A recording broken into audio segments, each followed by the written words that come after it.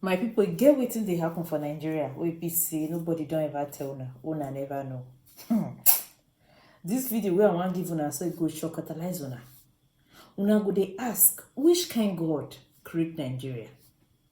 Why they select bunch of strange people for Nigeria? Because I don't want to use any name that's ash, okay? We're at the beginning of the month.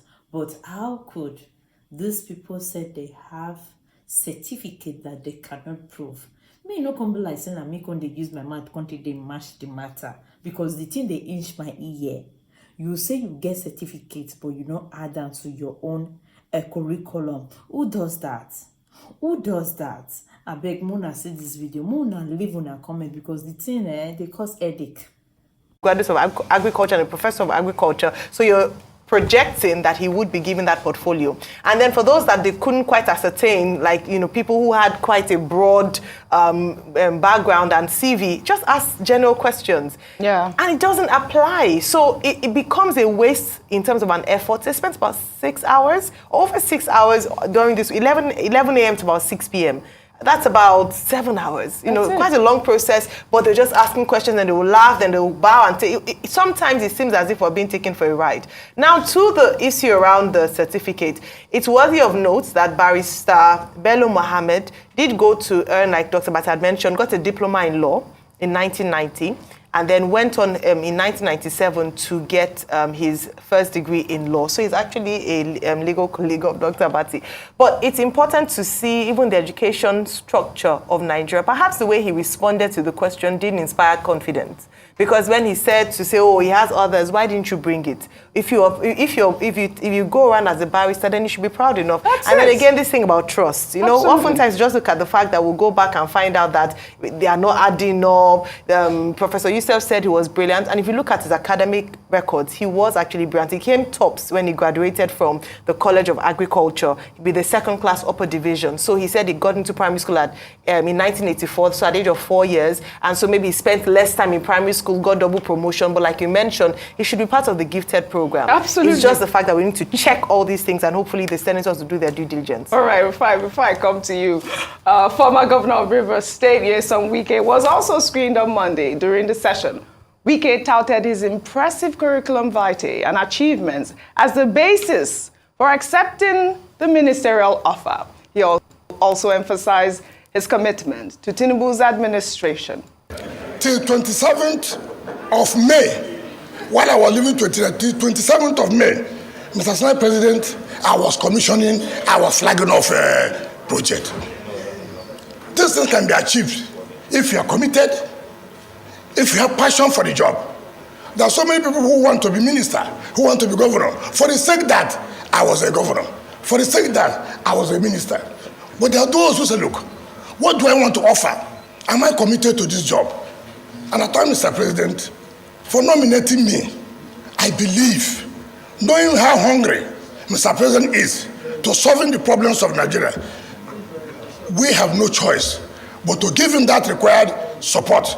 And I can assure you, if I'm confirmed, in whatever capacity, Mr. President will not regret nominating me. Thank you, and God bless you.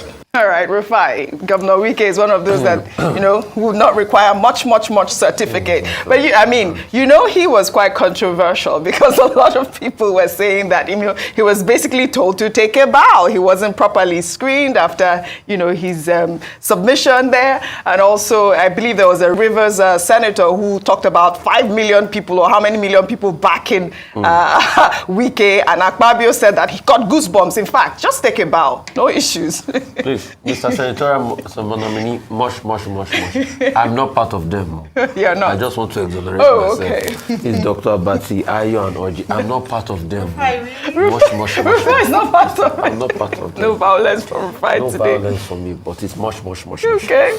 Real quickly, I was sad when I saw the ministerial screening. It's a reflection of how low our country has become. We can laugh all we want, but in fact, we should cry for Nigeria. Look at the quality of personnel in the same country that produced the Wole Soyinka. These are the people that want to lead us in terms of ministerial position. People with crooked CVs. And please, I would like to ask, what did the DSS say they do? Did they do? What did the DSS do in all of this? Because if the DSS has screened these people, I'm not sure they should even get to this point. So what did they do, really? I don't know. Those are the questions we don't ask. And the Senate, they're saying they're going to review curriculum vitae. Are they going to employ security check, background check? Who is going to pay for that? Taxpayers. So what are they reviewing? Isn't this DSS supposed to? But I'm not surprised. Wasn't it the same DSS that did a screening for Ms. Kemi Adeosun? I couldn't see that there was a forgery in an NYSC certificate. And they passed it. And this same Senate also checked through this and they didn't raise any concern. And it went like that until the investigative journalist brought out the facts and she saw that it was true and she had to resign. Which was a shame on our country. And the way we are screening ministers, see, Dr. Abati, you taught in school. By extension, Ayo, you did your NYSC, you were a teacher. Which when we did them, we were all teachers. Oji, you did NYSC, we were all teachers. There's something called a marking guide. If you set exam for people, for children, for students, you can't mark without a marking guide. What we are trying to do is to mark the exam without a marking guide. Have you, Dr. Abati, a lie? There's something called a marking guide. You have to see the way at which you're going to allocate marks. But when there's no portfolio, it's marking without a marking guide. So what we did yesterday, as far as I'm concerned, was a charade, was play. And that's why you see it was more comical than anything. It was good comic relief. And it got television ratings. As far as I'm concerned, what we did was not a screen. And for Governor Wike, the comical nature just even continued by the Senate. How can you say because somebody had been screened by the Senate many years ago when he was a minister, that you should give him that preference? And who is he that they couldn't ask him the tough, critical questions? But what did our senators do? They went there and they were patting him on the back. Some even said that 5 million people from River. What stops us from asking him? If he's that intellectually gifted, that's a more reason why you should ask him questions, because this is not a national play. Right. For me, the scene looked like a scene from Baba Salah and Baba Kwete. You know Baba Kwete Onile Golu. It used to be a very popular sitcom on a TV station called Galaxy Badon in the 90s. Baba Kwete, that's what it looked like. Right. We are joking in a country that has a lot of problems. But in all of this, there are good rays of hope. Kudos to Better. Better. Kudos to you, my sister. You took all your questions right. You did a good job. You were affirmative. You had grasp of the issues they were asking you. And also, I think the NAPTIP lady. Kudos to you, madam. Mm-hmm. You didn't take it as a joke. There was another lady that they asked question about taxes, Oji, that she said because she just tried it, she couldn't, there's no need to pay taxes or all of that. He talks about tax. I think they should ask her that questions. That question again. It's really important because that question was not convincing enough as regards taxes. All right. Yeah, or yeah. All right. But kudos to Better, kudos to the NAPTIP lady, and kudos to those that did well. And probably today we'll see some star brains, the likes of Mr. Edu and the likes of, let's. This is not a joke. Nigeria deserves better. Dr. Abati. I don't think you are surprised about Better Edu. Better Edu. He's a Malabres. Yes, now. She showed working. Harvard product. Yes, now. This one, you don't have to use torchlight to you look for their certificates. Absolutely. Dr. Abati, I wanted to ask you about this culture of take a bow. In fact, about Governor Wike's screening in particular. Is that what Nigerians are asking for is that whether you have been governor or you have been a member of the National Assembly, it wasn't only Wike that was asked to take a bow. Others were also asked to take a bow. Former governors, former members of the House of Reps, former senators who showed up yesterday.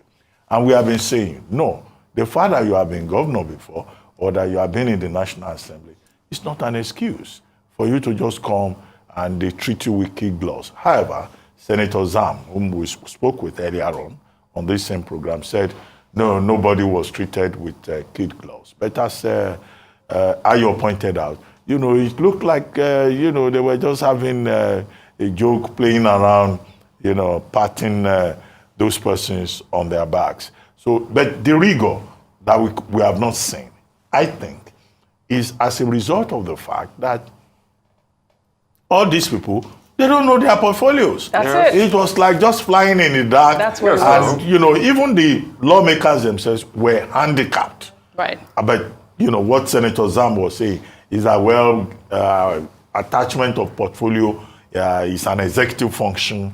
The Senate cannot insist on that. Well, we, the people of Nigeria, we are insisting on that. Right. That if a man is going to be screened by the Senate, we want to know what he's being screened for. We need details. So that we too can do our own assessment. Yeah, that's and it. we can, on the basis of that, you know, reach concrete conclusions.